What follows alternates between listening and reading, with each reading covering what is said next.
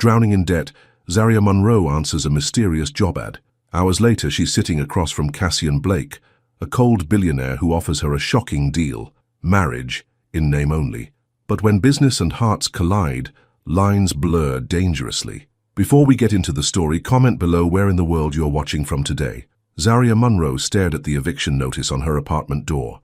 Just what she needed after being laid off from her job at the bookstore last week. At 25, she was drowning in student loans with no way to pay them off, let alone the 3 months of back rent she owed. Grandma would say something about God closing doors and opening windows, she muttered, unlocking her door and stepping into the cramped one-bedroom apartment in Queens. She tossed her purse onto the worn sofa and collapsed beside it. 5 job applications today, and not one promising lead. Her dream of opening her own children's bookstore seemed farther away than ever. Her phone rang. It was her grandmother, Pearl. "How are you holding up, baby?" Pearl's voice was warm and comforting. "I'm fine, Grandma," Zaria lied, not wanting to worry the woman who had raised her after her mother died when Zaria was just 10. "Still job hunting. You'll find something. You're smart, educated. God has a plan. I hope his plan includes paying my rent," Zaria said with a sigh. After they hung up, Zaria opened her laptop to search for more jobs. That's when she saw it, an ad for an in-house caretaker position. No job description, no company name, just a phone number and a salary that made her blink twice. "This has to be fake," she said, staring at the 6-figure number on the screen. But desperate times called for desperate measures. She dialed the number. To her surprise, a crisp, professional voice answered. "Blake Estate, how may I direct your call?" 24 hours later, Zaria found herself in the back of a sleek black car, being driven through the gates of an enormous mansion in Westchester County. The ivy-covered stone building looked like something out of a movie, cold, elegant, and intimidating.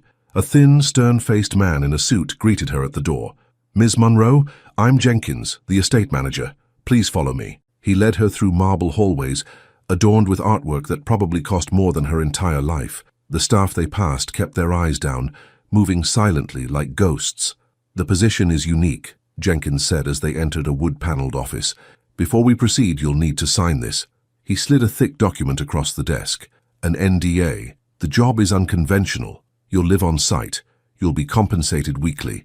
But if you breach confidentiality, the contract terminates, and so does your payout." Zaria hesitated, pen hovering over the paper.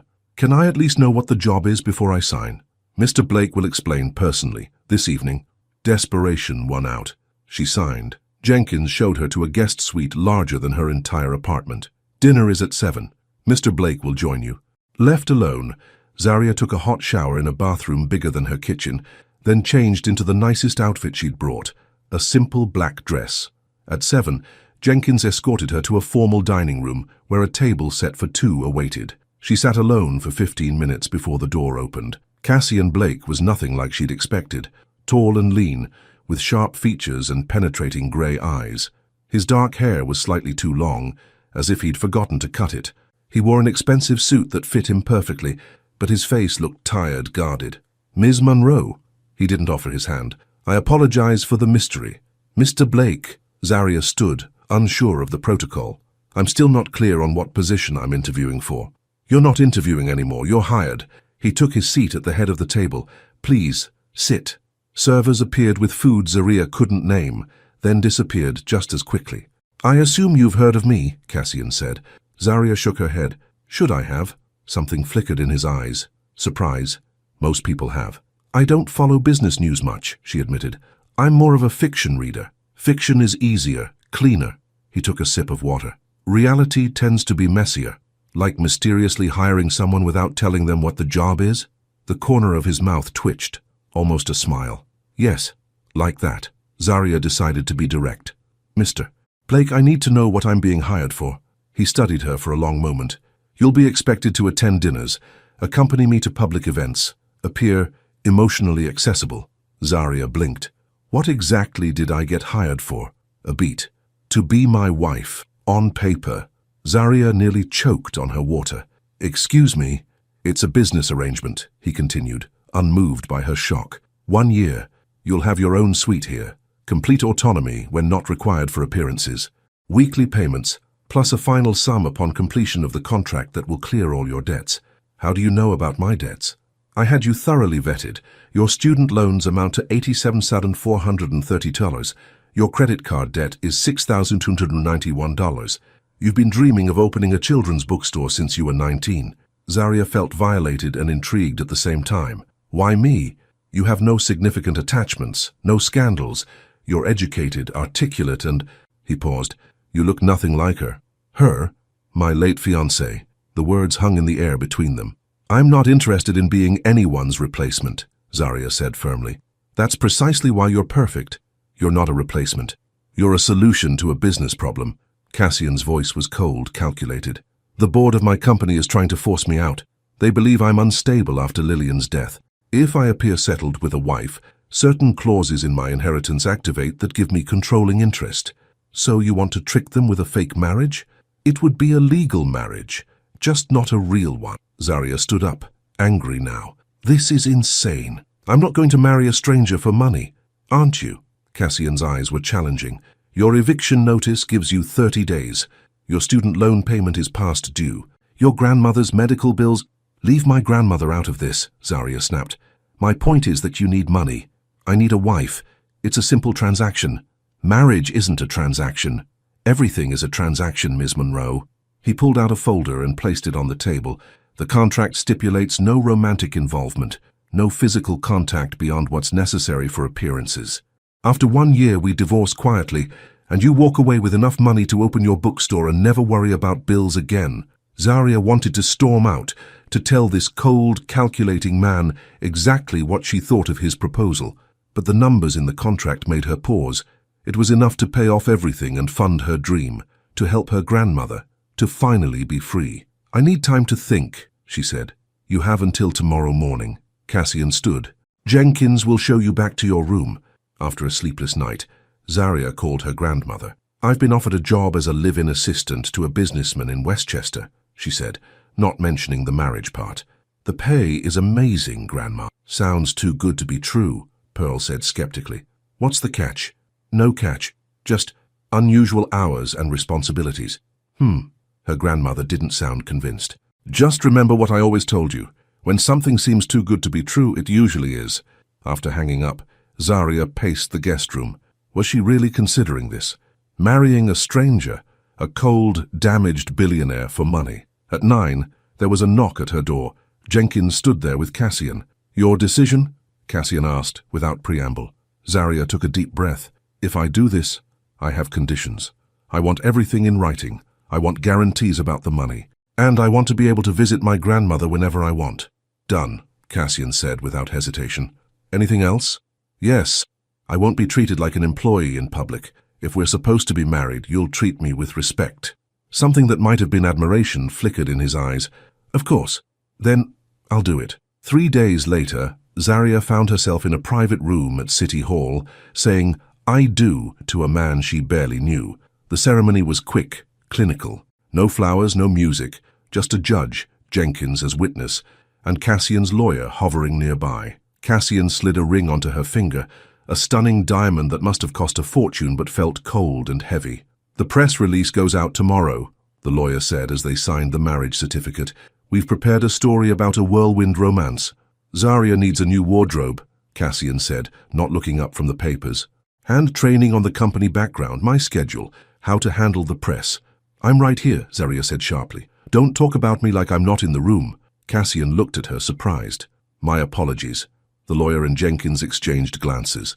That night, Zarya sat alone in her new suite at the Blake mansion, her home for the next year. She stared at the ring on her finger, wondering what she'd gotten herself into. Her phone rang. It was her grandmother. How's the new job, baby? Zarya hesitated. It's not what I expected. You sound strange. Is everything okay?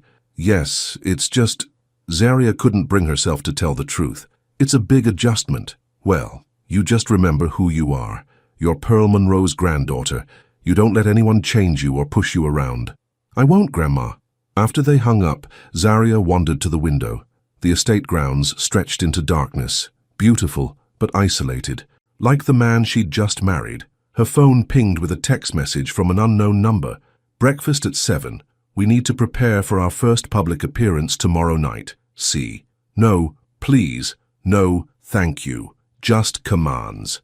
Zarya typed back, I'll be there, but you might try saying please next time. She waited, wondering if he'd respond. A minute later, her phone pinged again. Please.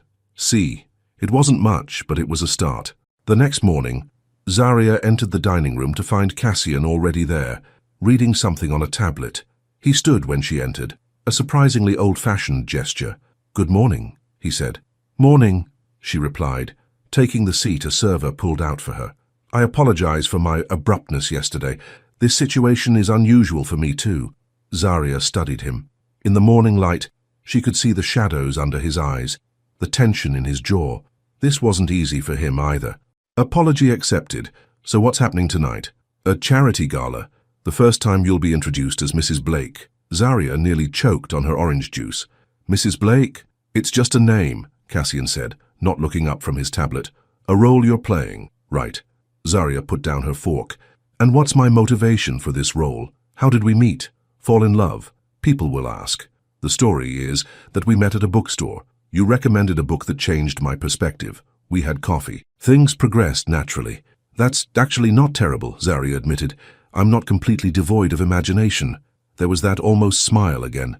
And what about your background? Your company? If I'm your wife, I should know these things.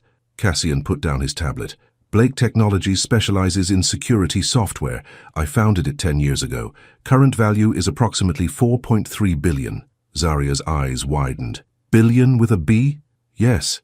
He said it matter-of-factly, as if discussing the weather.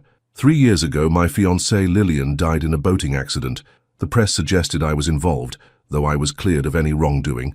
After that, I withdrew from public life. I'm sorry about your fiancée, Zarya said softly. Cassian's face closed off. It's in the past. But Zarya could see it wasn't. The pain was right there, just beneath the surface. The gala tonight is important, he continued. Harold Winters will be there. Who's that? My godfather, head of the board, the man trying to take my company. Cassian's voice hardened. He was like a father to me once. Now he's my biggest threat. Why is he trying to take your company? He claims I'm unstable, unfit to lead. Cassian's jaw tightened. After Lillian died, I had a difficult time, made some public mistakes. Harold used that to convince the board I needed guidance. Then our marriage changes that how? There's a clause in my father's will. If I'm settled, married by my 33rd birthday, I gain controlling interest in the family trust. Harold knows this. He's been working to make sure it doesn't happen. When's your birthday? 3 months from now. Zarya absorbed this. So we stay married for 3 months, you get your company back. And then what? The contract says 1 year. To avoid suspicion. She nodded slowly. And tonight we convince everyone we're madly in love. Not madly, that would be suspicious. We're content. Comfortable. I don't think you could act madly anything if your life depended on it, Zarya muttered. To her surprise, Cassian actually chuckled. It transformed his face, made him look younger, almost handsome. You might be right about that, Mrs. Blake. The way he said, Mrs. Blake, sent an unexpected shiver down her spine. That evening, a team arrived to prepare Zarya for the gala. Hair, makeup, a designer gown that fit perfectly. By the time they finished, she barely recognized herself in the mirror. Cassian was waiting at the bottom of the grand staircase. He looked up as she descended, and for a moment, his carefully controlled expression slipped. Something like appreciation flickered in his eyes. You look, he began, then seemed to catch himself. Appropriate. Zarya bit back a smile. You clean up pretty well yourself, Mr. Blake. In the car, Cassian briefed her on who would be at the gala. Names and companies blurred together. Just be yourself, he said finally, with some editing. Meaning, don't tell anyone this is a business arrangement, obviously, and perhaps avoid mentioning your financial situation. So be myself, but not. Everyone edits themselves in public, Zarya. It was the first time he'd used her first name, especially in these circles. The gala was held at a historic mansion even larger than Cassian's. As their car pulled up, photographers swarmed. Ready? Cassian asked, his hand on the door. Zarya took a deep breath. As I'll ever be. He surprised her by taking her hand. His touch was warm, firm. Just follow my lead. As they stepped out, cameras flashed. Cassian placed his hand on the small of her back, guiding her through the crowd with practiced ease. Mr. Blake, is this your new wife? A reporter called out. Cassian nodded, his face a mask of calm. Yes. May I introduce Zarya Blake? The name sounded strange to her ears. Reporters shouted questions. When did you meet? Was it a whirlwind romance? Does this mean you're back in the public eye? Cassian answered smoothly, sticking to their story. His hand never left her back, a constant, steadying presence. Inside, the ballroom was filled with New York's elite. Conversations paused as they entered, heads turning, whispers starting. Smile, Cassian murmured. They're all wondering how I managed to find someone like you. Someone like me. Beautiful. Young. Very much not like the women I usually associated with. Before Zarya could process the compliment, an older man approached. Tall, distinguished, with silver hair and cold blue eyes. Cassian, he said, his smile not reaching his eyes. What a surprise. Harold, Cassian's voice cooled noticeably. I'd like you to meet my wife, Zarya. Harold Winters took Zarya's hand, studying her with calculating eyes. Well, this is unexpected. I wasn't aware you were even dating anyone. Some things are better kept private, Cassian replied. Indeed. Harold's gaze was penetrating. And how did you two meet, Mrs. Blake? Zarya smiled, remembering their cover story. At a bookstore, I recommended The Great Gatsby. Cassian said it changed his perspective. Did he? Harold looked amused. Cassian has always been full of surprises. The way he said it made it clear he didn't believe them. How's Rebecca? Cassian asked, changing the subject. My daughter is well. She asks about you. Send her my regards. The tension between the two men was palpable. Harold turned back to Zarya. I hope you know what you've gotten yourself into, Mrs. Blake. Cassian's world can be challenging. I'm not afraid of challenges, Zarya replied smoothly. Harold smiled thinly. We'll see. As he walked away, Zarya felt Cassian's grip on her waist tighten. He doesn't believe us, she whispered. No, Cassian agreed. But he will. Throughout the evening, Zarya was introduced to dozens of people, board members, business associates, socialites. She smiled, made small talk, played the role of the adoring new wife. Cassian remained by her side, occasionally touching her arm or back in a way that seemed both calculated and natural. When the orchestra began playing, Cassian led her to the dance floor. I should warn you, Zarya said as he took her in his arms. I'm not much of a dancer. Just follow my lead, he said again, guiding her into a simple waltz. As they moved across the floor, Zarya was acutely aware of his hand on her waist, the slight scent of his cologne, the way his eyes never left hers. You're doing well, he said quietly. They're watching us. All of them? Harold especially. He's trying to figure out if this is real. Zarya glanced over Cassian's shoulder. Sure enough, Harold was observing them with narrowed eyes. Then we should give him something to see, she said. Before she could overthink it, Zarya moved closer, resting her head against Cassian's shoulder. She felt him stiffen momentarily, then relax, his arm tightening around her waist.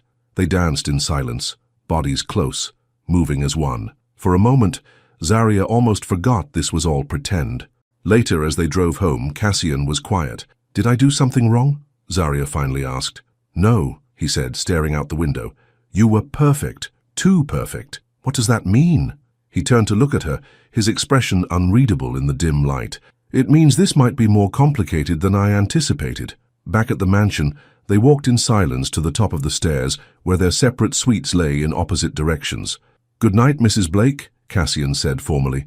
Good night, Mr. Blake, Zarya replied with equal formality. As she turned to go, he spoke again. Zarya. She looked back at him. Thank you. For tonight. It wasn't much, but coming from him, it felt significant. In her room, Zarya carefully removed the borrowed jewels and designer gown. As she changed into her own pajamas, simple cotton things that felt like her real life, she caught sight of the diamond ring still on her finger. Mrs. Blake. For the next year, that was who she would be. A role in someone else's play, a solution to someone else's problem.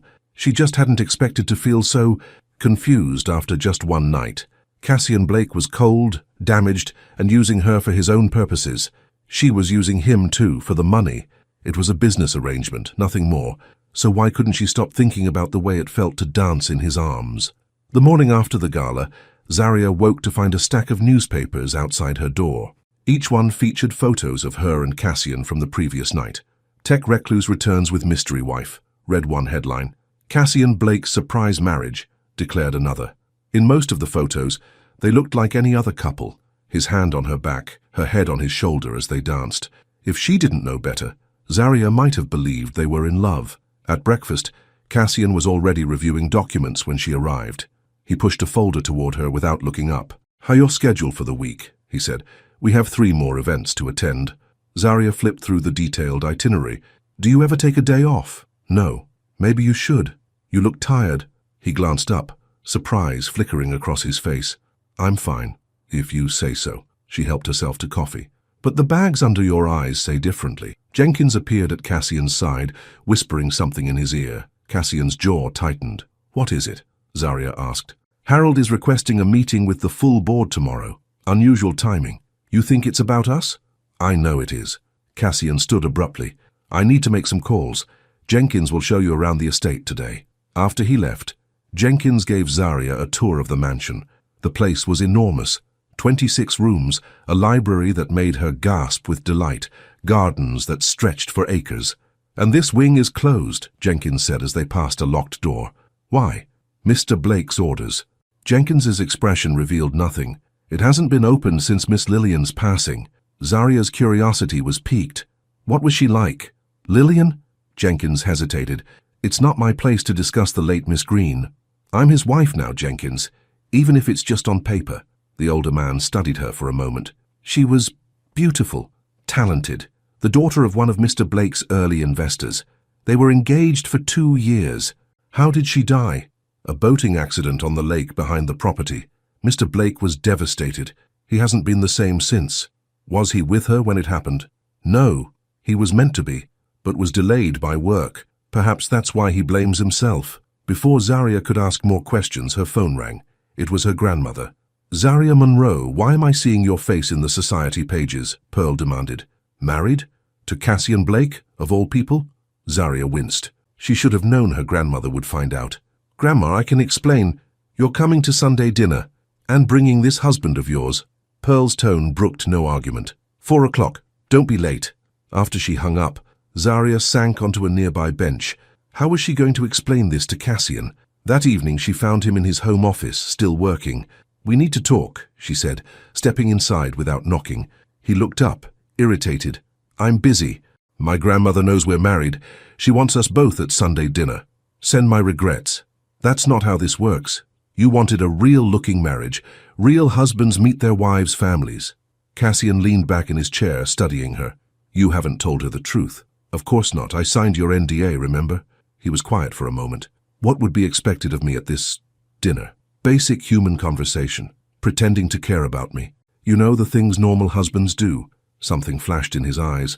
Annoyance, maybe, or something else. "Fine. Sunday at 4. Thank you." Zarya turned to leave, then paused. "Jenkins showed me around today. He mentioned Lillian's wing." Cassian's face hardened. "That's off limits. To everyone. I wasn't asking to see it. I'm sorry for your loss." He looked back down at his papers. "If that's all, Mrs. Blake." Zarya bit back a retort and left. The man was impossible. The next day, Cassian returned from his board meeting in a dark mood. "Harold is demanding a full audit of my personal finances," he told Zarya as they prepared for another event. "He's questioning the timing of our marriage." "What did you tell him?" "That my personal life is none of his concern." Cassian adjusted his tie with quick, angry movements. "He's also pushing for a psychological evaluation before my birthday." "Can he do that?" "The board can request it." "If I refuse, it looks suspicious." Zarya watched him struggle with his cufflinks, his usually steady hands betraying his agitation. Without thinking, she stepped forward. "Let me," she said, taking his wrist gently. He froze at her touch, but didn't pull away. She fastened the cufflinks, aware of how close they were standing, of the warmth of his skin beneath her fingers. "Thank you," he said quietly when she finished. Their eyes met, and for a moment something passed between them, a connection, a flash of understanding. Then his phone rang, breaking the spell. The charity auction that night was at an art gallery in Manhattan.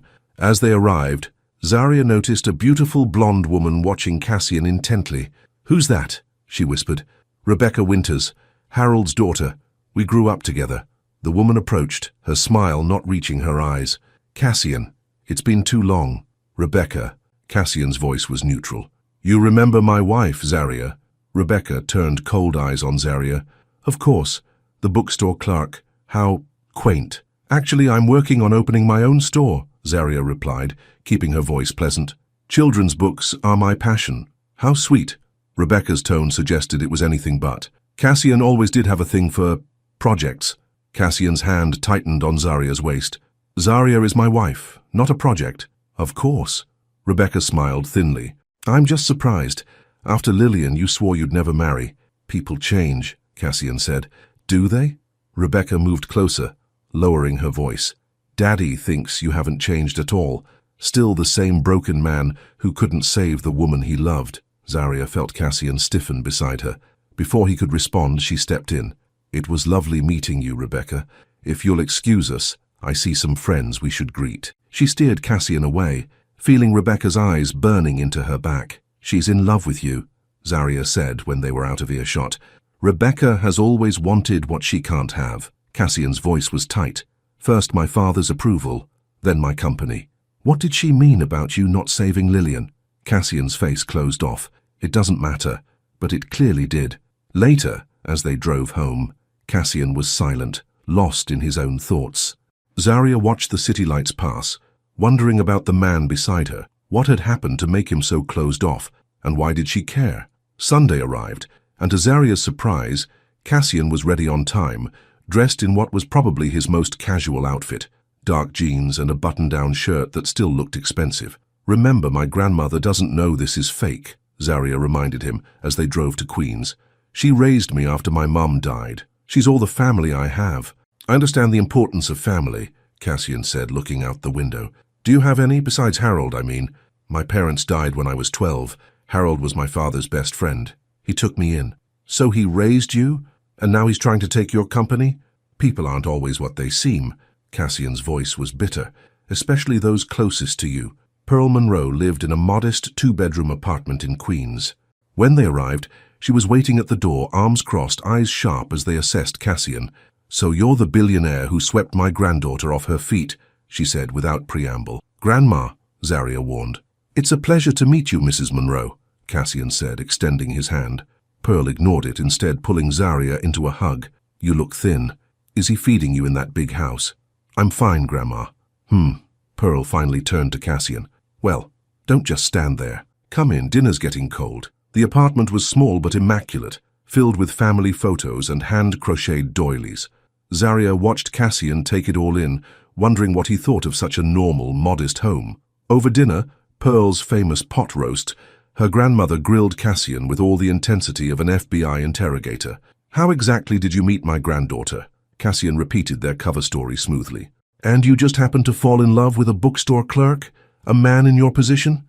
Grandma, Zaria protested. It's all right, Cassian said. Your grandmother is right to be suspicious. Our relationship was unexpected. That's one word for it, Pearl said. The newspapers say you were engaged before. What happened to that girl? She died. Cassian's voice was flat. 3 years ago. Pearl's expression softened slightly. I'm sorry to hear that. Losing someone you love changes you. Something flickered in Cassian's eyes. Yes, it does. My Zaria knows about that too. Losing her mother so young. Pearl reached over to squeeze Zaria's hand. But she's always been strong. Hasn't let it make her hard. The look Pearl gave Cassian made it clear what she thought had happened to him. After dinner, while Zaria helped her grandmother with the dishes, Pearl spoke in a low voice. That man is carrying a world of pain, baby girl. I know, Zaria admitted. Are you sure you know what you're doing? Marriage isn't something to rush into. I love him, Grandma. The lie tasted bitter on her tongue. Pearl studied her face. Love born in a lie will either bloom into truth or burn you alive. Remember that. Zaria nearly dropped the plate she was drying. What do you mean? I mean that man is hiding something. And so are you. Pearl's eyes were knowing. Just be careful. Don't lose yourself trying to save him. On the drive back to Westchester, Cassian was quiet. Thank you for coming, Zaria said finally. My grandmother is important to me. She reminds me of my mother, Cassian said unexpectedly. Direct, perceptive. She likes you, I think, in her way. She thinks I'm not good enough for you. She's probably right. The simple honesty of his statement caught Zaria off guard. That's not true. Cassian glanced at her. Isn't it? This arrangement, it's not what you deserve. I'm a grown woman. I made my choice. Because you needed money. Yes, and you needed a wife. We're using each other, Cassian. Let's not pretend otherwise. He nodded slowly. Fair enough. Back at the mansion, as they walked upstairs to their separate rooms, Cassian paused. Your grandmother asked about our honeymoon. I told her we hadn't had time yet. Quick thinking. It would look strange if we didn't take one. Zarya raised an eyebrow. Are you suggesting we actually go on a honeymoon? It would be expected. We'll go to the house in Santorini next weekend. 4 days, for appearances. Greece? Zarya couldn't hide her surprise. That's a long way to go for appearances. The board is watching us closely. We need to be convincing. Okay, she agreed, trying to ignore the flutter in her stomach at the thought of 4 days alone with him. Santorini it is. The next morning, Jenkins informed Zarya that a reporter had requested an interview with the new Mrs. Blake. Mr. Blake has approved it, Jenkins said. The woman will be here at noon. What am I supposed to say? Zarya asked, panic rising. I barely know anything about his life. Mr. Blake has prepared some talking points. Jenkins handed her a folder. Just stick to these. The reporter, a sharp-eyed woman named Diane Porter, arrived precisely at noon. Zarya met her in the sunroom, wearing one of the designer outfits that had mysteriously appeared in her closet. Mrs. Blake, thank you for speaking with me, Diane began. Your marriage has taken everyone by surprise. How did you and Cassian meet? Zarya repeated their cover story, keeping her voice warm as she described their fictional courtship. And what attracted you to Cassian? Diane asked, besides the obvious wealth and power. Cassian is more than what people see on the surface, Zarya said carefully. He's brilliant, of course, but he's also thoughtful, complicated. Complicated is one word for it. Many would say unstable after his public meltdown following Lillian Green's death. Zarya frowned. That's unfair. He lost someone he loved, spectacularly. The infamous charity gala incident.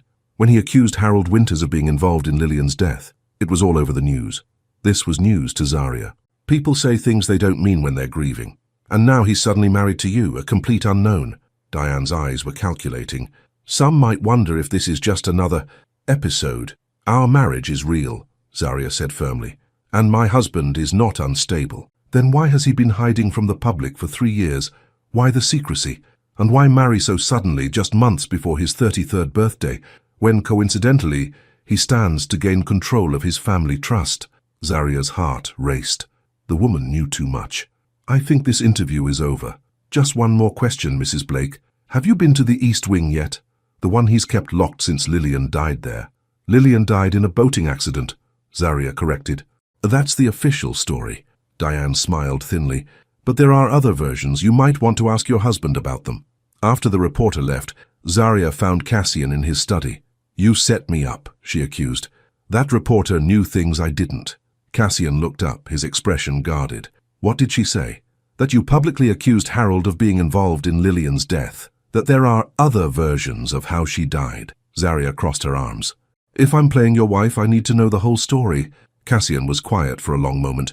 Lillian didn't just die in a boating accident. She drowned in the lake behind this house the night before our wedding. I'm sorry, Zarya said softly. Harold was the last person to see her alive. They argued about something, he never said what. Hours later, her body was found in the lake. Cassian's voice was flat, emotionless. The investigation ruled it an accident. She'd been drinking, went out on the boat alone, fell. But you don't believe that. Lillian was afraid of water. She never would have gone out on that boat alone, especially after dark. You think Harold had something to do with it? I don't know. Cassian ran a hand through his hair. I was not in a good place after it happened. Said things publicly I shouldn't have. Harold used that to convince the board I was unstable. And the East Wing? That was Lillian's part of the house, her studio. She was an artist. He looked away. I haven't been able to go in there since. Zarya moved closer, perching on the edge of his desk. I understand grief, Cassian. My mother died when I was 10. Car accident. For years, I kept her bedroom exactly as it was. Did it help? He asked quietly. No, it just kept the pain fresh. Their eyes met, and for a moment, the walls around Cassian seemed to lower slightly. I should get back to work, he said finally, breaking the moment. Zarya stood. Of course. As she reached the door, he called after her. Zarya. She turned. Thank you for handling the reporter. It wasn't much, but from him, it felt significant. The next day, Zarya was surprised when Cassian suggested they have lunch together on the terrace. As they ate, he seemed almost relaxed, asking about her plans for the bookstore. I want it to be a place where kids feel safe, she explained. where they can escape into other worlds, like I did after my mom died. Books were my escape too, Cassian admitted. My father's library was the only place Harold wouldn't follow me. You really don't like him, do you? Harold raised me because it was expected, not because he wanted to. His real focus was always on grooming Rebecca to take over my father's company. When I showed more aptitude, he resented it. Is that why he's trying to force you out now? Partly, but it's more than that. Cassian hesitated. Harold has always wanted Blake Technologies for himself. My father knew that. It's why the trust was set up the way it was. With the marriage clause. Cassian nodded. My father believed family was the foundation of stability. He wanted to make sure whoever controlled the company had that foundation. But you could have married anyone. Why me? You were... He paused, searching for the right word. Authentic. Everyone else in my world wants something from me. You just wanted a job. Zarya smiled slightly. Well, and a lot of money. The corner of his mouth twitched. Yes, that too. Their conversation was interrupted when Jenkins appeared with an urgent message. Cassian's face darkened as he read it. What is it? Zarya asked. Harold has called an emergency board meeting for tomorrow. He's bringing in a private investigator's report. About us. Almost certainly. Cassian stood. Pack for Santorini. We're leaving tonight. Tonight? But you said next weekend. Plans change. The board meeting is in 4 days. We need to be seen as a happy couple on our honeymoon before then. 4 hours later, they were on Cassian's private jet, flying to Greece. Zarya stared out the window, watching New York disappear beneath them. Try to sleep, Cassian advised. It's a long flight. But Zarya couldn't sleep. Her mind was racing with everything she'd learned. Cassian's fiancé dying mysteriously, his public accusation against Harold, the locked wing that held so many painful memories, and now they were flying to a romantic island for a fake honeymoon to convince the world and Harold that their marriage was real. The problem was, Zarya was beginning to forget it wasn't. Every time Cassian lowered his guard even slightly, she glimpsed the man beneath the cold exterior. A man who was hurt, not heartless, damaged, but not beyond repair. She glanced across the cabin where Cassian was working on his laptop, his face illuminated by the screen. He must have felt her gaze because he looked up, their eyes meeting across the dim space. What? He asked. Nothing. She looked away. Just thinking. About this situation. Us. How strange it all is. He was quiet for a moment. Do you regret it? Our arrangement? Did she?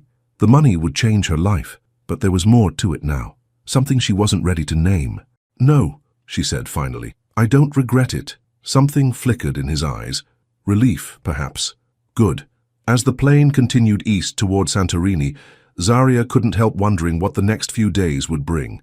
They were playing a dangerous game, not just with Harold and the board, but with their own emotions. And as her grandmother had warned, love born in a lie would either bloom into truth or burn them both alive. Zarya just wasn't sure which outcome she feared more. Dawn was breaking over the Aegean Sea when their plane landed in Santorini. Zarya, who had finally dozed off during the flight, woke to Cassian gently touching her shoulder. We're here, he said quietly.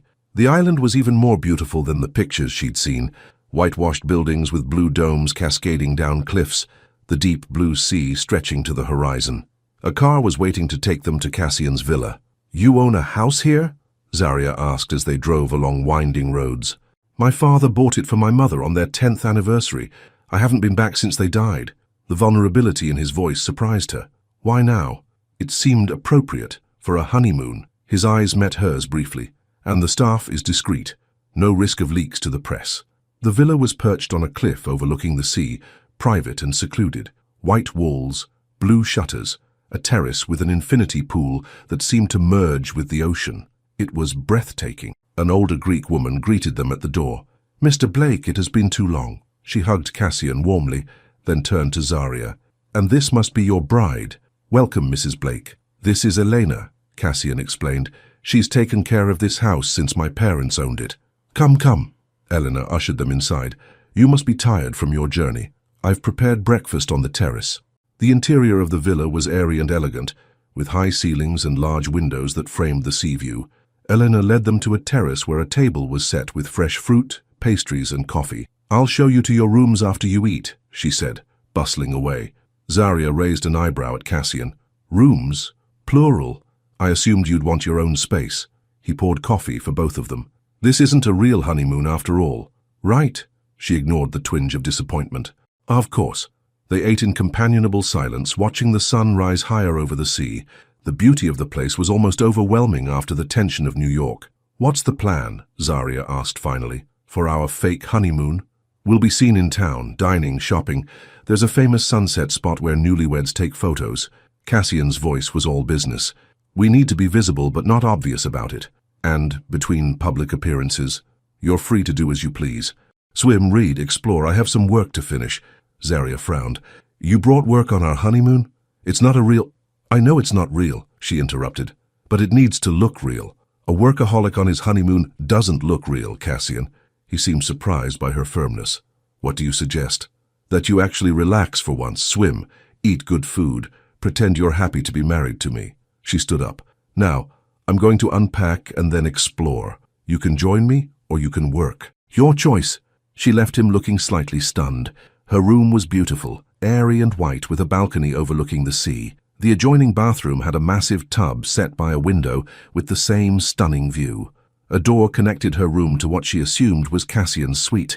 After unpacking, Zarya changed into a sundress and sandals. To her surprise, Cassian was waiting in the living room, his laptop nowhere in sight. I thought we could walk into town together, he said. If you're still interested in exploring. Zarya smiled. I'd like that. They walked down the winding path toward the main village of Oya.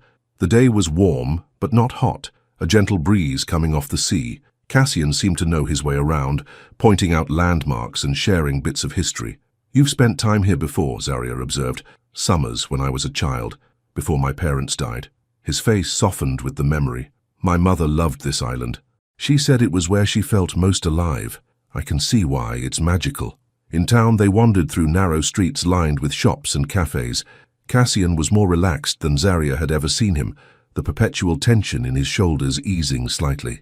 When they stopped for lunch at a small taverna, he actually smiled at something she said, a real smile that transformed his face. You should do that more often, she told him. Do what? Smile. It suits you. He looked away, almost embarrassed. It's been a while since I've had reason to.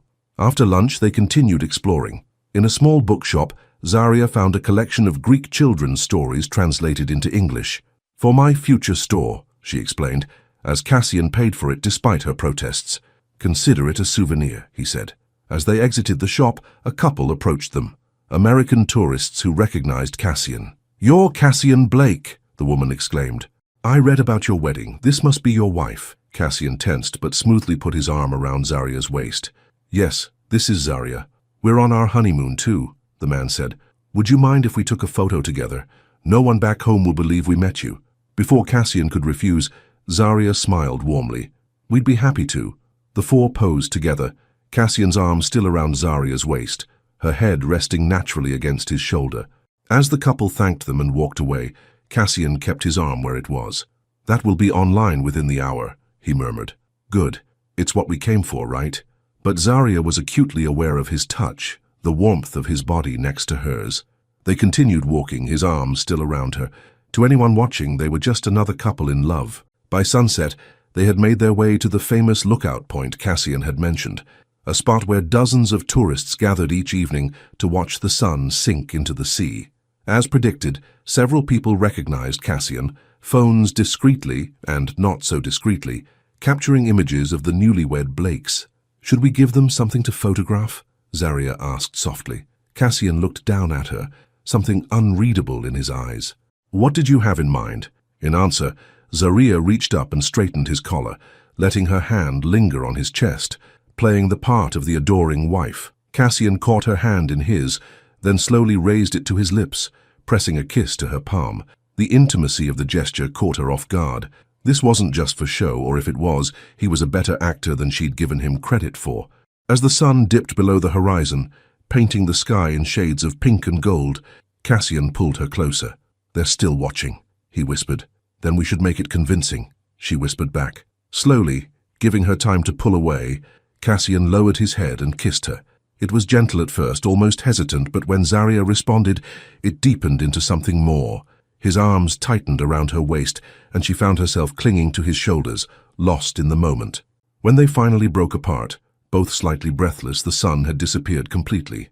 "That should give them something to talk about," Cassian said, his voice rough. But Zarya wondered if he felt what she did, that the kiss had crossed a line from pretend into something dangerously real.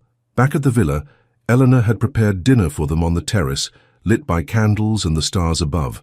They ate mostly in silence, both seemingly lost in thought. "More wine?" Cassian offered, breaking the silence. "I think I've had enough." Zarya's head was already spinning, though whether from the wine or the kiss she wasn't sure. "Zarya, about earlier." "It's fine," she interrupted quickly. "We're supposed to look like newlyweds." It was convincing. Yes, he studied his wineglass. Convincing. After dinner, they moved to sit by the infinity pool, the lights of the village twinkling below them. The night was warm, the air fragrant with jasmine. "Tell me about your parents," Zarya said, wanting to break the tension between them. "You said they used to come here?" Cassian was quiet for so long she thought he might not answer. "My father was a lot like me, driven, focused on work. My mother was his opposite, warm, artistic, full of life." His voice softened with memory. "She made him better, made him stop and notice the world." "She sounds wonderful." She was. He looked out at the darkness. "When they died, plane crash on the way back from London, I was lost. Harold stepped in, but he wasn't nurturing. He saw me as an investment, not a child. That's awful. It made me stronger, more determined to succeed." Cassian glanced at her. "What about your mother? What was she like?" "Beautiful. Funny. She worked 2 jobs to support us, but she always made time to read to me before bed." Zarya smiled at the memory. "That's why books mean so much to me. They connect me to her." "Is that why you want to open a children's bookstore?" "Partly. I also believe books can save kids. They saved me after she died." Zarya hugged her knees to her chest. "Grandma did her best, but she was grieving too. Books were my escape." Cassian reached out hesitantly, touching her hand. "I understand that." The simple gesture, the connection of shared loss, felt more intimate than their kiss had been. Later, as they said goodnight outside their respective bedroom doors, Cassian paused. "Thank you," he said quietly. "For what? For today, for making this," he gestured vaguely, "easier than it could have been." Zarya smiled. "You're welcome. Good night, Cassian." "Good night, Zarya." In her room, Zarya replayed the day in her mind. The beauty of the island, Cassian's unexpected openness, that kiss at sunset. It was becoming harder to remember that this was all temporary, a business arrangement with an expiration date. She was just drifting off to sleep when a knock at the connecting door startled her. "Zarya?" Cassian's voice was urgent. "Are you awake?" She opened the door to find him still fully dressed, his face tense. "What's wrong?" "Harold's investigator has been asking questions about our marriage license. He's traced the records to the clerk who processed it. Can he prove anything?" "Not yet, but we need to be careful." Cassian ran a hand through his hair. "There's more. Rebecca has been posting on social media about Lillian, old photos, memories, making sure everyone remembers. She's trying to hurt you. She's trying to remind the board of my instability after Lillian died." His jaw clenched. "Harold is going to use it against me at the meeting. When do we go back?" "Tomorrow night. The board meets the following morning." Zarya touched his arm. "We'll be ready. Today was good. People saw us, took pictures. We looked happy." "We did, didn't we?" Something in his expression softened. "Get some sleep. Tomorrow we should be seen at breakfast in town. The more public, the better." After he left, Zarya lay awake for a long time. This game they were playing was becoming more complicated by the day, not just because of Harold and his schemes, but because of the feelings growing between them, feelings neither of them had bargained for. The next morning they had breakfast at a cafe in the main square, holding hands across the table, smiling at each other, playing the part of newlyweds for anyone watching, except it didn't feel like playing anymore, at least not to Zarya. After breakfast, Cassian surprised her by suggesting they spend the day at a private beach, accessible only from their villa. "Elena has packed us a picnic," he said. "I thought it would be good to relax before heading back to face the board." The beach was a small cove with soft sand and crystal clear water. They swam, sunbathed, and talked more than they ever had before. Cassian told her stories about his parents, about his early days building his company. Zarya shared her dreams for the bookstore, the kinds of programs she wanted to run for kids from disadvantaged backgrounds. "You're good with children?" Cassian asked. "I volunteer at a literacy program in Queens, or I did before." She gestured between them. "All this. You miss it?" "Yes." He was quiet for a moment. The contract doesn't prevent you from continuing your volunteer work. We could arrange for security, of course. The thoughtfulness of the offer touched her. Thank you. I'd like that. As the afternoon wore on, Cassian received an email that darkened his mood. Harold has scheduled a press conference for after the board meeting. He's confident. He hasn't won yet, Zarya reminded him. He fights dirty. Always has. Cassian stared out at the sea. There are things you don't know, Zarya. About Lillian, about what happened. Tell me. He took a deep breath. Lillian and I were engaged for 2 years. The wedding was set for June 15th, 3 years ago. The night before we had a fight. About Harold, actually. Lillian thought I was too hard on him, that I should trust him more. Cassian's voice grew distant. She stormed out. I let her go. Thought she needed space. Zarya waited, sensing there was more. Later that night, Harold called me. Said he'd seen Lillian at the lake, that she was upset. By the time I got there, his voice broke slightly. She was already in the water. They said she'd been drinking, took the boat out, fell. You don't believe that. Lillian was terrified of water. Ever since she nearly drowned as a child, she wouldn't have gone near that boat, especially not after drinking. What do you think happened? Cassian's eyes were haunted. I think she and Harold argued. I think something went wrong. Whether he pushed her or she fell trying to get away from him, I don't know, but he was the last person to see her alive. Did you tell the police? Of course, but there was no evidence, just my suspicions. And Harold is very well connected. Cassian's face hardened. After the funeral, I became obsessed with proving he was involved. I neglected the company, made accusations publicly, had a breakdown at a charity gala. That's what the reporter mentioned. Yes, Harold used it all against me. Convinced the board I was unfit to lead. Got my voting rights restricted. The marriage clause was my father's way of ensuring the company would be led by someone stable with family values. Harold never imagined I would actually marry again. Until I came along. Yes? Cassian looked at her with an intensity that made her breath catch. Until you. As the sun began to set, they gathered their things to head back to the villa. They needed to pack for the late flight back to New York. Walking up the path from the beach, Cassian suddenly stopped. I've been unfair to you, Zarya, pulling you into this mess. My fight with Harold isn't your battle. I signed up for this, she reminded him, eyes open. Did you? I'm not sure either of us knew what we were getting into. The honesty of his words hung between them. Back at the villa, as they packed their bags, Elena came to say goodbye. It has been a pleasure to meet you, Mrs. Blake, she said, hugging Zarya warmly. You have brought light back to this house. To him. She nodded toward Cassian, who was on the phone in the next room.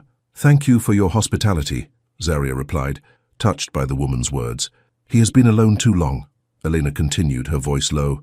After his parents, after Miss Lillian. He closed his heart. But I see how he looks at you. It's complicated, Zarya said, not knowing how else to respond. Love always is. Elena patted her hand.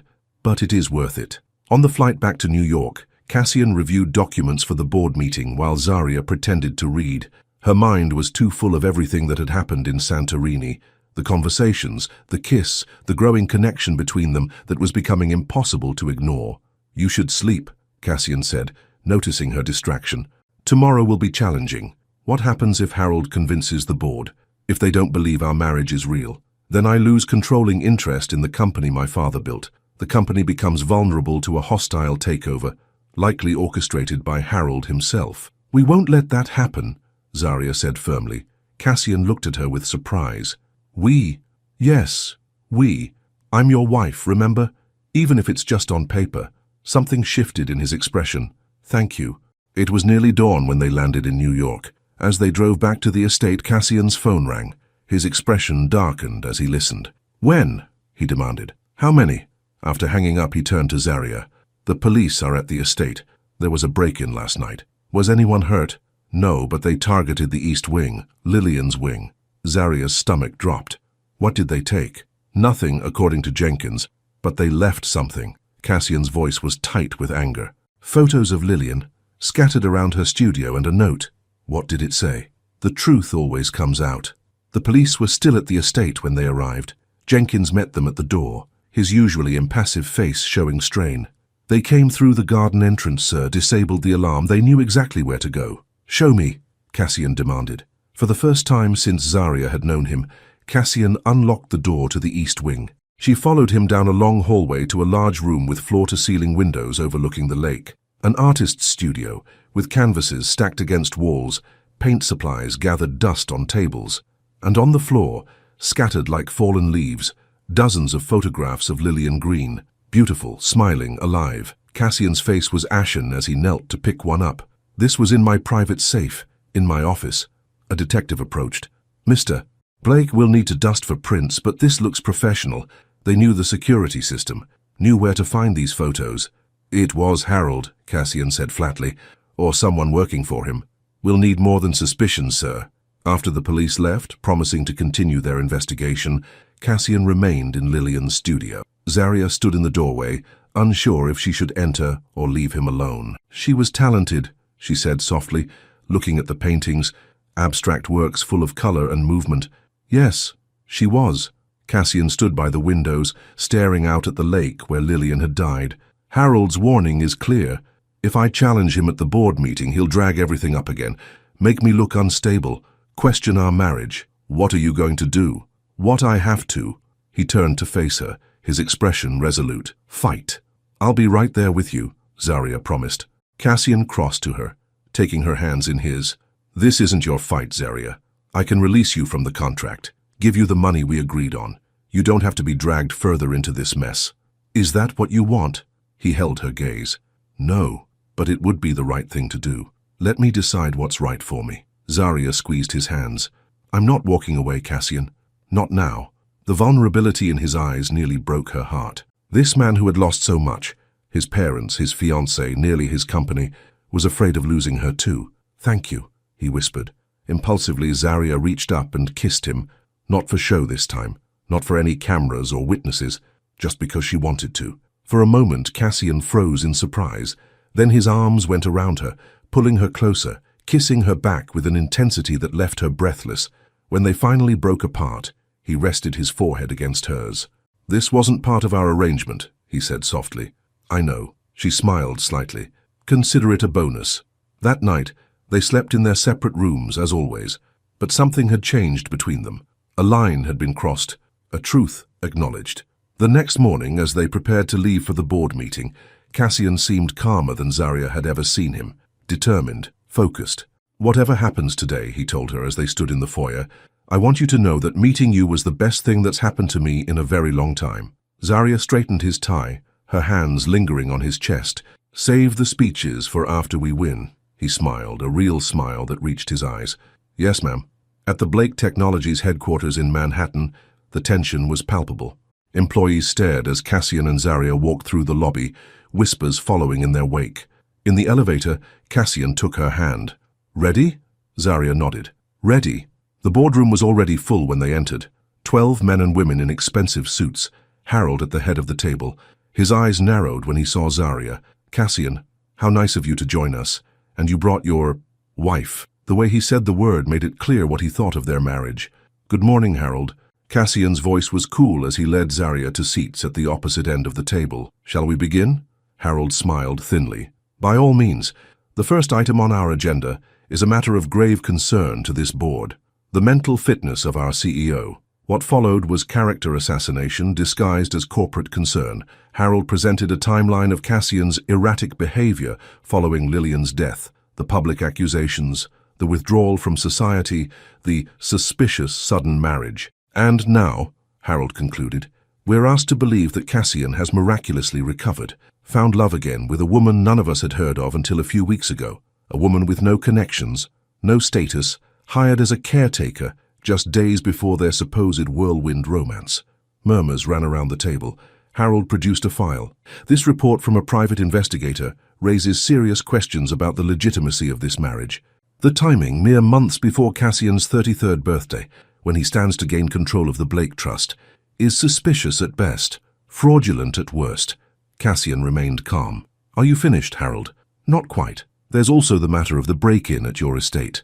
Another troubling incident in a pattern of drama that surrounds you." "A break-in you orchestrated," Cassian said evenly. Harold's eyes widened in mock offense. "That's a serious accusation. Perhaps another example of your paranoia." "Enough." One of the board members, an older woman, raised her hand. "We've heard your concerns, Harold, but I'd like to hear from Mrs. Blake." All eyes turned to Zaria. She felt Cassian tense beside her. Mrs. Blake, the woman continued, how would you respond to the suggestion that your marriage is merely a business arrangement? Zarya took a deep breath. This was the moment everything hinged on. She could stick to the script, repeat the cover story they'd crafted so carefully, or she could tell the truth, her truth. She chose the latter. When I first met Cassian, it was for a job interview. I was desperate, broke, facing eviction, drowning in student loans. Honesty felt strangely freeing. And yes, there was an arrangement. I'm not going to lie about that. Cassian stiffened beside her. This wasn't the plan. But what started as an arrangement became something else. Zarya looked directly at Harold. I got to know the man behind the headlines. The man who's been hurt, who's lost too much, who's been fighting alone for too long. She turned to the board members. Cassian Blake is not unstable. He's not erratic. He's someone who had his world shattered and has been trying to put it back together. And yes, our beginning was unconventional, but what I feel for him now is real. Zarya reached for Cassian's hand. I was hired, yes, but I fell for the man he didn't even know he still was. I stayed for him, not the house, not the money. She looked at Cassian, whose expression was one of stunned disbelief. But if I walk away now, I want you to chase me because you love me, not because you need me. Silence fell over the boardroom. Harold's face had darkened with fury. The other board members exchanged glances. Cassian stood slowly. Zarya, but she was already rising, gathering her purse. I've said what I needed to say. The rest is up to you. And with her head held high, Zarya walked out of the boardroom, out of the building, and into the bright New York morning. She didn't look back, couldn't bear to see Cassian's face, the betrayal, the anger she was sure would be there. She'd gone off script, potentially ruined everything he'd been working for, but she couldn't lie anymore. Not about her feelings, not about what had been growing between them since that first dinner in his cold, elegant dining room. As she stood on the sidewalk trying to decide where to go, her phone rang. It was her grandmother. How are you, baby girl? Pearl asked. I haven't heard from you in days. I think I just did something really stupid, Grandma, Zarya said, her voice shaking. Come home, Pearl said simply. Whatever it is, we'll figure it out together. An hour later, Zarya was sitting at her grandmother's kitchen table, a cup of tea growing cold in front of her as she explained everything, the arrangement with Cassian, the fake marriage that had become increasingly real, at least for her, and finally her impromptu speech at the board meeting. So you love him, Pearl said when she finished. Not a question, a statement. I don't know, but she did know. She just wasn't ready to admit it. It doesn't matter. He needed a business partner, not a real wife. Are you sure about that? The way you describe it sounds like there was something real growing between you. Even if there was, I ruined it. I went off script. Admitted our marriage started as an arrangement. He'll lose the company now. Pearl took Zarya's hands in hers. Baby, if that man cares more about his company than he does about you telling the truth, then he's not worth your tears. Zarya's phone had been silent all day. No calls, no texts from Cassian. She told herself it was what she expected, but the disappointment still cut deep. As evening fell, she helped her grandmother prepare dinner, trying to lose herself in the familiar routine. They were just sitting down to eat when there was a knock at the door. Are you expecting someone? Zarya asked. Pearl's eyes twinkled. No, but you might be. Heart suddenly pounding, Zarya went to answer the door, and there he was, Cassian looking tired but determined, a worn book clutched in his hand. You left, he said simply. I had to. I know. He held out the book. I found this. Thought you might want it.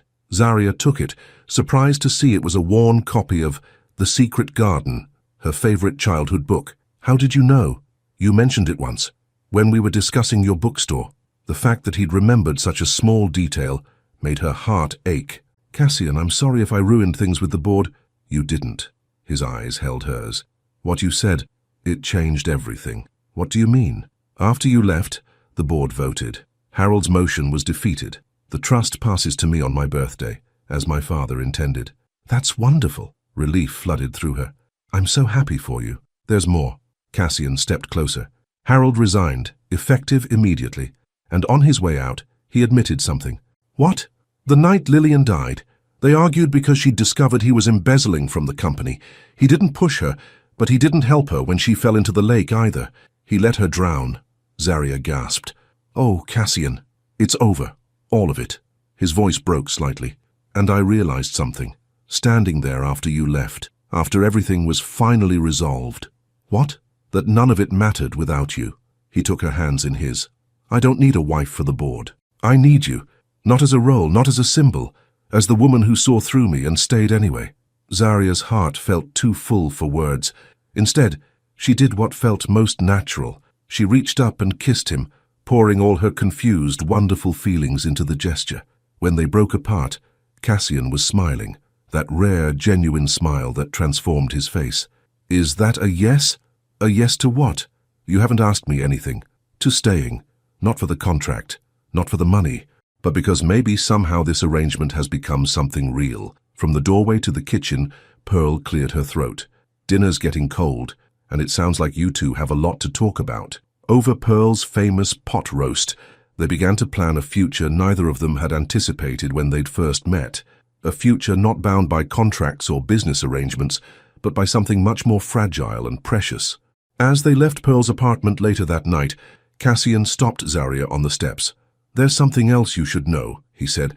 I'm turning the east wing of the house into a children's library, in Lillian's memory, and for you. Tears filled Zaria's eyes. Really? She would have liked you, I think, and she would have loved your dream of helping children through books. Thank you. Zaria squeezed his hand. For letting her go, for making room for something new. You make it possible, he said simply. You make me want to try again. As they drove back to the estate, their home, Zaria thought about her grandmother's warning. Love born in a lie would either bloom into truth or burn them alive. Against all odds, theirs had bloomed into truth. 3 months had passed since the dramatic board meeting. The Blake estate, once cold and silent, had transformed. The east wing was under renovation, its locked doors finally open, sunlight streaming through windows that had been shuttered for too long. Zaria stood in what would soon be the children's library, watching workers install bookshelves along the walls. Cassian's gift to her, a space where she could begin building her dream while still living at the estate. What do you think? Cassian asked, coming to stand beside her. Is it what you imagined? It's better. She leaned against him, his arm automatically going around her waist. I never expected to start this way, with funding, with support. You deserve it. He pressed a kiss to her temple. The contractors say it'll be ready for the grand opening next month. The grand opening.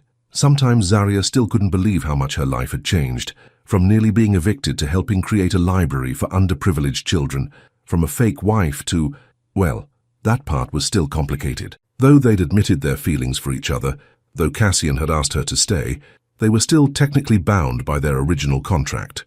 1 year of marriage, then divorce. They hadn't discussed changing those terms, despite everything that had happened between them. Your birthday dinner is tonight, Zaria reminded him. Are you ready for the big 3-3? Today was the day Cassian would officially gain control of the Blake Family Trust. The board vote had been merely a preliminary victory. Today the final legal hurdles would be cleared. Jenkins has been cooking since dawn. Cassian smiled. I think he's more excited than I am. Your parents would be proud, Zaria said softly. Something flickered in Cassian's eyes. Gratitude, maybe, or love. He still found it hard to express his emotions, years of closing himself off not easily undone. But he was trying, and that meant everything to Zaria. I invited your grandmother, he said. I hope that's okay. Of course it is. Zaria was touched by the gesture. She'll be thrilled. As they walked back through the mansion, Zaria marveled at how different it felt now. Still elegant, still grand, but no longer cold. Fresh flowers appeared in vases. Windows were open to let in air and sunlight. The staff made eye contact, sometimes even smiled. Just like their employer, the house was coming back to life. In her suite, which she still maintained separate from Cassian's, another complication they hadn't addressed, Zaria found a box on her bed. Inside was a stunning emerald green dress with a note, for tonight. See. The gesture was typical of the new Cassian, thoughtful, generous, but still maintaining a certain reserve. They had grown closer over the past months, sharing meals, conversations, even kisses, but he never pushed for more, and Zaria hadn't asked. They were in a strange limbo, more than business partners, less than true husband and wife. Sometimes she wondered if he was waiting for her to make the next move. Other times, she feared he was simply fulfilling the contract, being kind to her until their year was up. Tonight, she decided they would finally talk about their future. Dressed in the beautiful gown, Zaria made her way downstairs where guests were beginning to arrive. The board members, minus Harold, were there, along with key executives from Blake Technologies. Pearl arrived, elegant in a royal blue dress that Zarya had helped her pick out. "Look at this place," Pearl whispered, glancing around the grand foyer. "And to think my granddaughter is the lady of the house." "Temporarily," Zarya reminded her, the contract never far from her mind. Pearl fixed her with a knowing look. "We'll see about that." Cassian appeared, handsome in a tailored suit, his face lighting up when he saw Zarya. "You look beautiful," he said, taking her hand and kissing it. "Not so bad yourself, birthday boy." She straightened his tie, a gesture that had become natural between them.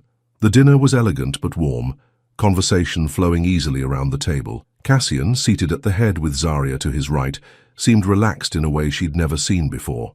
When his lawyer arrived with the trust documents, everyone applauded.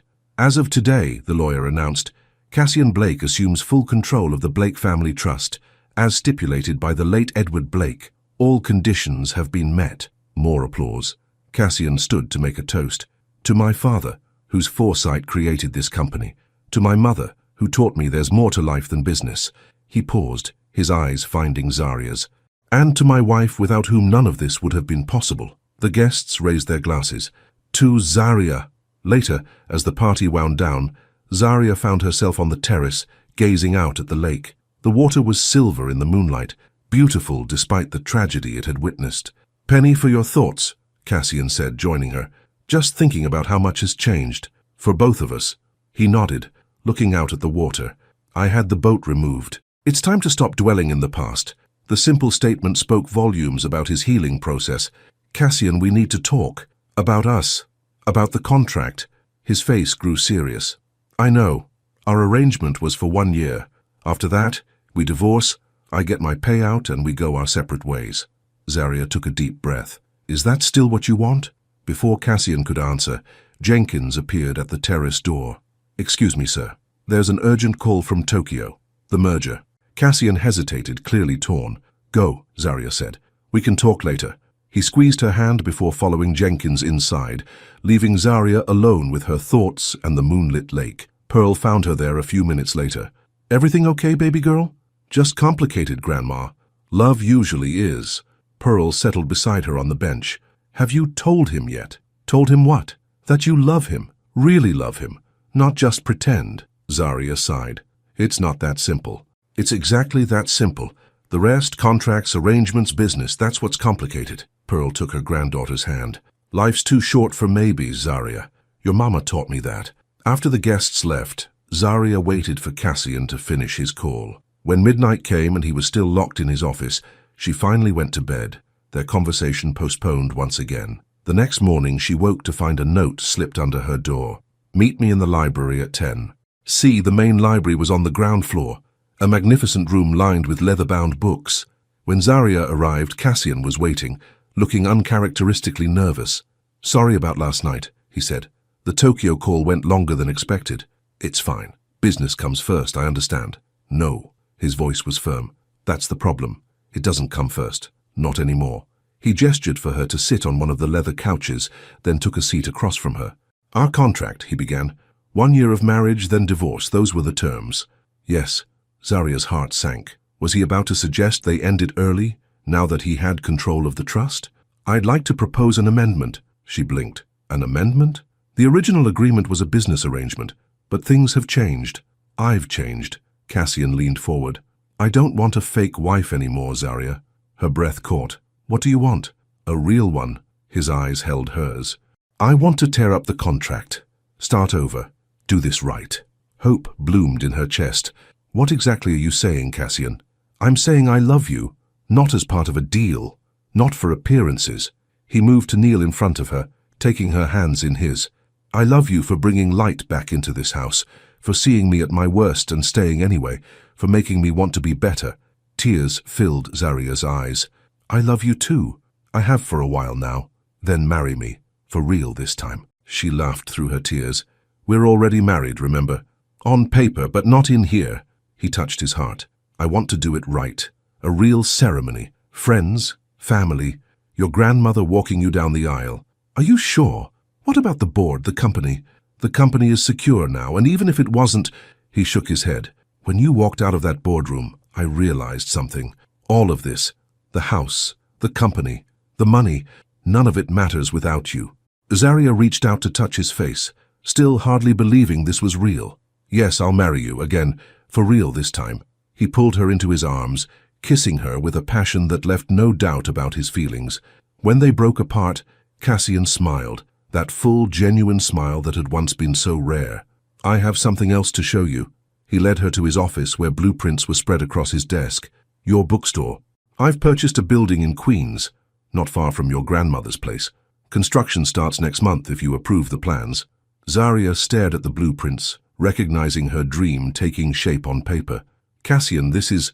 I don't know what to say." "Say you'll run it. Make it the safe haven for kids that you've always wanted." He wrapped his arms around her from behind. "You can divide your time between there and the library here. The best of both worlds." "Our worlds," she corrected, leaning back against him. "Not yours or mine anymore, ours." 6 weeks later, Zaria stood in the foyer of the Blake estate, her home now in every sense, dressed in a simple white gown. Pearl, elegant in lavender, waited to walk her down the aisle that had been created in the garden. "Ready, baby girl?" Pearl asked, adjusting Zaria's veil. "More than ready, Grandma." The garden had been transformed with white flowers and twinkling lights. A small gathering of friends waited, Jenkins and the staff, board members who had become friends, children from Zaria's literacy program. At the end of the aisle stood Cassian, his face lighting up as Zaria appeared. This was so different from their first clinical ceremony at City Hall. This was real, chosen. As Pearl placed Zaria's hand in Cassian's, she whispered something that made him smile and nod solemnly. "What did she say?" Zaria whispered as they turned to face the minister. "That she'll hold me personally responsible if I ever make you cry," he whispered back, "and that she's glad I'm not as cold as I first seemed." Zaria squeezed his hand. "You never were." "Not really." Their vows were simple, but heartfelt. No contracts this time, no business arrangements, just promises made out of love. "I, Cassian, take you, Zaria, to be my wife, not for appearances, not for business, but because you've shown me how to live again. I promise to cherish you, support your dreams, and love you every day for the rest of our lives." Tears filled Zaria's eyes as she responded. "I, Zaria, take you, Cassian, to be my husband, not for security, not for money, but because you've shown me what real partnership means. I promise to stand by you, challenge you when you need it, and love you through whatever life brings." As they exchanged rings, new ones chosen together, Cassian leaned in to whisper, "No more positions that come with rings, just us." The kiss that sealed their vows was a promise of healing, of growth, of a future neither could have imagined when they first met. At the reception held in the newly renovated East Wing, Cassian surprised everyone by taking Zaria's hand and leading her to the dance floor. "I thought you didn't dance except when necessary," she teased. "Some things are worth making exceptions for," he replied, pulling her close as the music began. As they swayed together, Zaria caught sight of a newly installed stained glass window. It depicted a garden coming into bloom, with a small plaque beneath it. "In memory of Lillian Green, who loved beauty and art, and in honor of new beginnings." The gesture touched Zaria deeply. Cassian had found a way to honor his past while embracing his future. "Happy?" he asked, noticing the direction of her gaze. "Very." She rested her head against his chest. "And you?" "More than I ever thought possible." Later, as guests mingled and celebrated, Pearl cornered the newlyweds. "So, when can I expect great-grandchildren?" "Grandma!" Zaria exclaimed, embarrassed. But Cassian just laughed, a sound that had once been so rare in this house. "We're discussing it, Mrs. Monroe, but we have some other projects to finish first." "The library opens next week," Zaria explained, "and the bookstore the month after that." Pearl's eyes twinkled. "Well, don't wait too long. I'm not getting any younger, you know." After she walked away, Cassian turned to Zaria with a raised eyebrow. "We are discussing it." "We could be." Zaria smiled up at him. "If you want to. A family." He said the word as if testing how it felt. "I'd like that. Someday." "Someday," she agreed. "We've got time." And they did. All the time in the world. What had begun as a business arrangement, a position that came with a ring, had blossomed into something neither of them had been looking for. A second chance at love, at family, at happiness. 2 months later, Zaria stood before a crowd of excited children and proud parents at the grand opening of New Chapters, her bookstore in Queens. The bright, welcoming space was everything she'd dreamed of. Cozy reading nooks, well-stocked shelves, and a special section for story time. "Welcome, everyone," she said, her grandmother and husband standing proudly beside her. "This store is a dream come true for me. Books were my safe haven as a child, and I hope new chapters will be that for many children to come." As she cut the ribbon, cheers erupted. Children streamed in, eager to explore. Cassian squeezed her hand. "You did it," he said proudly. "We did it," she corrected him. Pearl wiped away a tear. "Your mama would be so proud, baby girl." The day was a whirlwind of excitement. Story time, face painting, author readings. Throughout it all, Cassian remained by Zaria's side, helping wherever needed, watching her shine in her element. That evening, after locking up the store, they walked hand in hand to the car, tired but happy.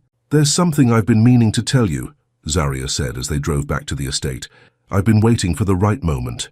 Cassian glanced at her. "Sounds serious." "It is." She took a deep breath. "I'm pregnant." The car swerved slightly as Cassian's head whipped toward her. "What? When? How?" She laughed. "I think you know how, Mr. Blake. I found out last week. I'm about 6 weeks along." Cassian pulled the car over, put it in park, and turned to her with wonder in his eyes. "We're having a baby?" "We're having a baby," she confirmed. "Are you happy?" In answer, he pulled her into his arms, kissing her with such tenderness it brought tears to her eyes. "Ecstatic," he whispered against her lips. "Terrified, overwhelmed, but mostly just grateful." "Your father would be proud," Zaria said softly. "The Blake legacy continues." "A legacy beyond business," Cassian agreed. "A family. Our family." Back at the estate, they stood together on the terrace looking out at the lake that once held only painful memories. Now, in the moonlight, it was simply beautiful. "We should start thinking about names," Cassian said, his hand protectively covering Zaria's still flat stomach. "I was thinking us, if it's a girl, maybe Lillian, as a middle name." Zaria watched his face carefully. "To honor the past while embracing our future." Emotion filled Cassian's eyes. "And if it's a boy?" "Edward after your father? Or James after my dad?" "Edward James Blake." Cassian tested the name. "I like it." They stood in comfortable silence, contemplating the future stretching before them, a future neither could have imagined when Zaria had first walked through the doors of the Blake estate desperate and wary. "Thank you," Cassian said suddenly. "For what?" "For answering that ad. For taking a chance on a cold, broken man who offered you a position that came with a ring." He turned her to face him. "For seeing something in me worth saving." "I didn't save you, Cassian. You saved yourself." Zaria touched his face. "I just reminded you that you could." He covered her hand with his. "Either way, our arrangement turned out better than expected, wouldn't you say?" "Much better." Zaria smiled up at the man who had gone from employer to husband, from business partner to true love. Some might even call it a happily ever after. "I wouldn't go that far," Cassian teased, the lightness in his tone a testament to how far he'd come. "But a happy beginning, definitely." As they sealed this new promise with a kiss, Zaria knew her grandmother had been right after all. Love born in a lie had indeed bloomed into truth. And that truth had set them both free. To heal, to hope, and to build a future neither of them could have imagined when they first said, "I do." The position had come with a ring, but love had come with everything else. The end.